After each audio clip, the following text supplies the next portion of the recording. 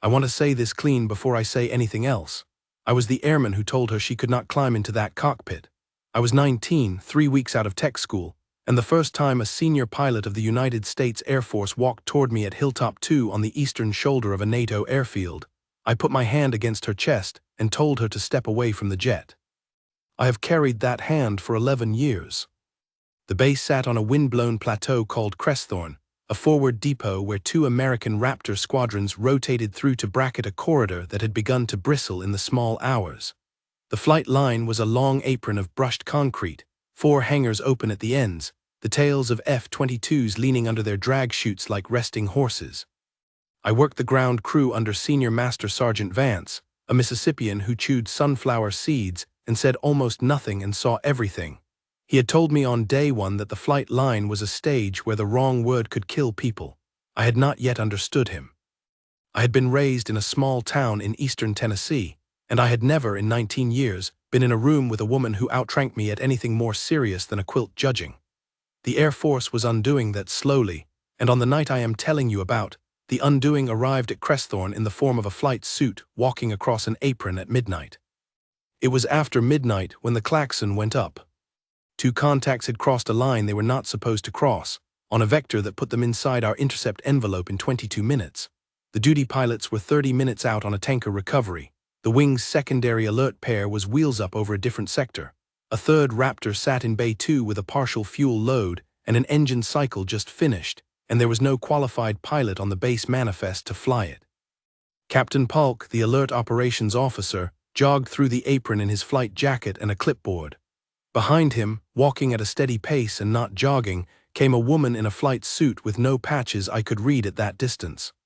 She had short dark hair under a watch cap, a duty bag over her left shoulder, and the kind of unhurried gait that I had learned in school to mistake for hesitation.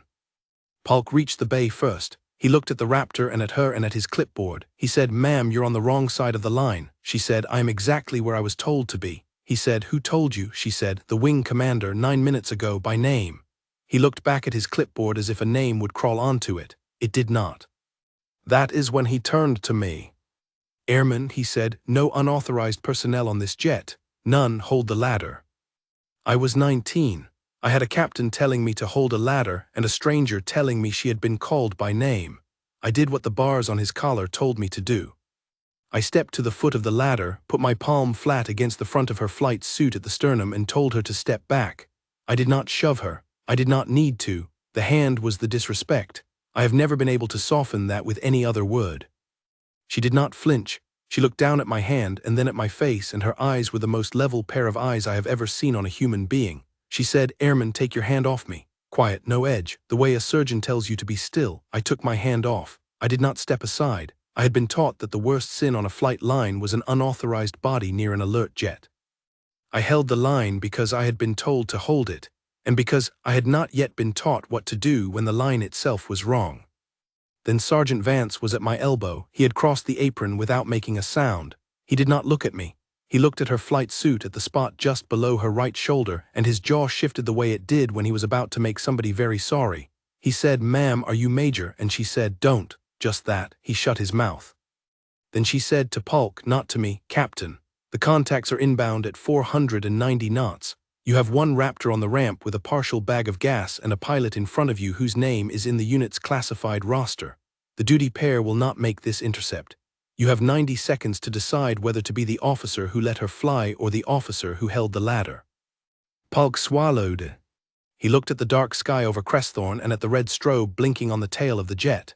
You could see him doing the arithmetic of his career and the arithmetic of the 2 contacts at 490 knots, and the arithmetic of the woman in front of him whose voice had not gone above the volume of an ordinary conversation. He chose. You could see him choose. He said, "Get up there." She went past me without a word. Vance turned to me and said low, "Pull every chalk on Bay 2. Run." I ran. Behind me I heard her cycle the canopy and heard the auxiliary spool, that hard, clean rising whine the Raptor makes like a sword being drawn through water. The chalks came free under my hands. I rolled them clear and stood back. The jet rolled. The Raptor taxied past me at a walk, her face in the cockpit lit faintly green by the multifunction displays already in the rhythm of switches. She did not look at me. She did not need to. She turned onto the runway and held the brakes and brought the engines up, and the apron behind her shivered. The afterburners lit 2 cones of white-blue fire, and the Raptor went down the strip with the sound of a freight train made of glass. She rotated. She climbed. She was gone before the noise caught up with the hangar. I sat down on a tool chest. I did not know I was sitting until Vance pulled me back up by my collar. "Airman," he said, and now he did look at me. "What is on the flight suit, just under the right shoulder of an F-22 pilot, who has put more than 5 enemy aircraft on the ground in actual combat?" I did not know. "A small black star," he said. "2 of them if she got the second pair the way the wing thinks she did. You had your hand on a woman who has 2 stars on her flight suit under a Velcro flap because the Air Force has not figured out yet how to publicly admit they exist. Stand here. Watch the radio. Do not move." The radio came alive a minute later. A controller's voice, professional, then a second voice on the frequency, hers, calling her call sign for the first time I had ever heard it. "Crestthorne, Saberfall, airborne, climbing through 8, switching to intercept frequency, request commit authority." Polk was inside the alert shack, on a different net, with a colonel at the wing operations center. I heard his voice through the open door, and it was the voice of a man who had been told something he was now trying to fit inside his head while talking. "Sir," he said, "Saberfall is airborne." "Yes, sir. I held her at the bay. I have her in the air." "Yes, sir. Sir, I did not know." "Yes, sir. No, sir, I will." He came out of the shack and stood next to me at the edge of the apron, and did not say anything for a while. Somewhere far to the east, in airspace that did not exist on the maps we were allowed to look at, 2 contacts were closing on a corridor they did not belong in, and the only pilot the United States Air Force had within reach to stop them was the woman whose chest I had put my hand against. I will tell you what I heard because I cannot tell you what I saw. The intercept was over the ridge line at Faroth. A controller talked her onto the lead contact, and she went silent on our net for the engagement. Vance and Polk and I stood on the apron in the cold and listened. The controller's voice was flat, the way controllers train themselves to sound when their hands are shaking. "Saberfall, bandit 12 o'clock, 30 miles hot." A pause that lasted forever.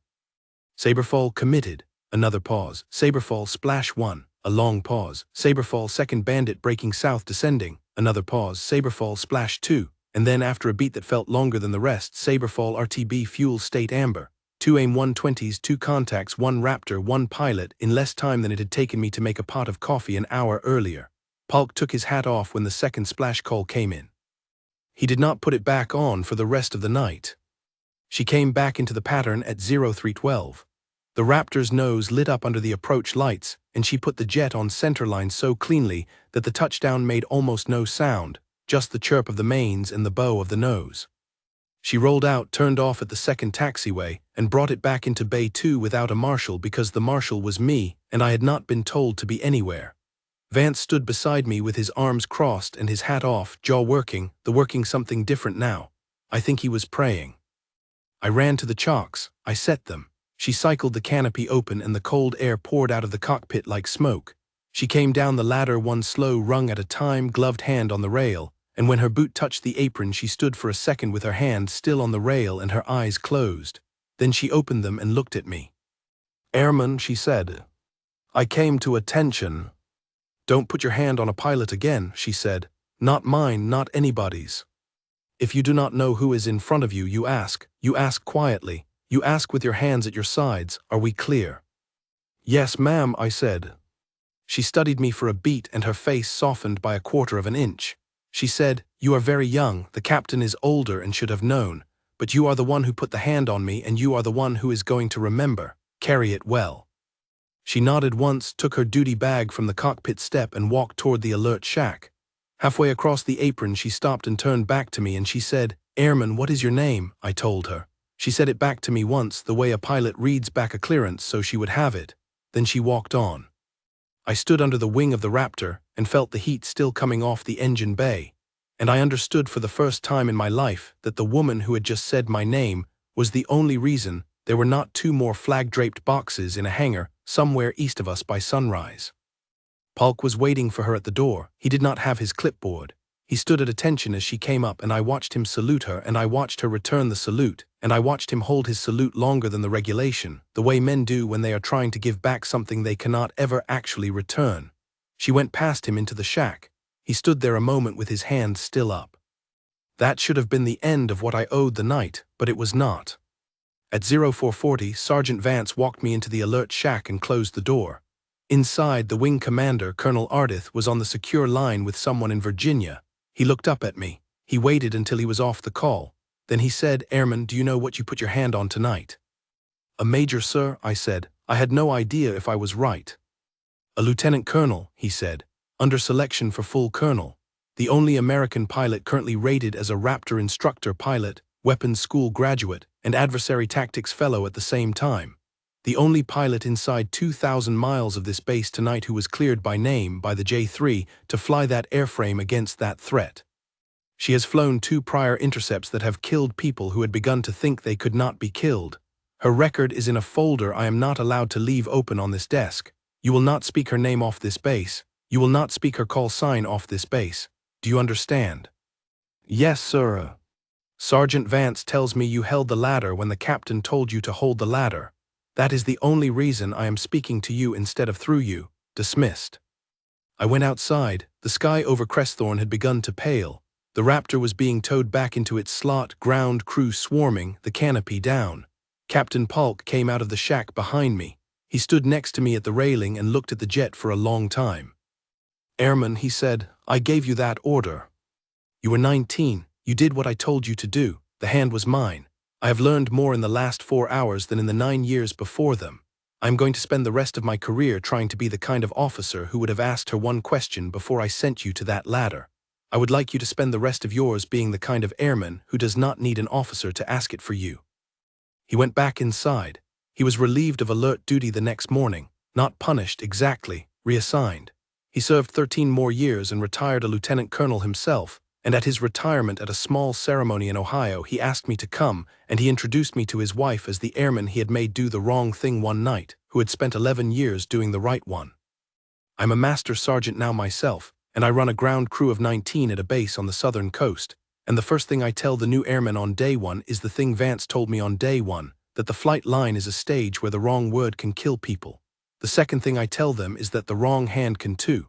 I tell them about the patch under the right shoulder. I tell them about the way a senior aviator carries a duty bag. I do not tell them her call sign, and I do not tell them mine, because mine is the airman who held the ladder and put his hand in the wrong place. She did one more rotation through Crestthorne 4 months later, and I was on the ground crew when her flight came in. I marshaled her into the bay. She climbed down the ladder and saw me and stopped. She did not smile. She said, "Airman, good chalks." I said, "Thank you, ma'am." That was all. It was enough.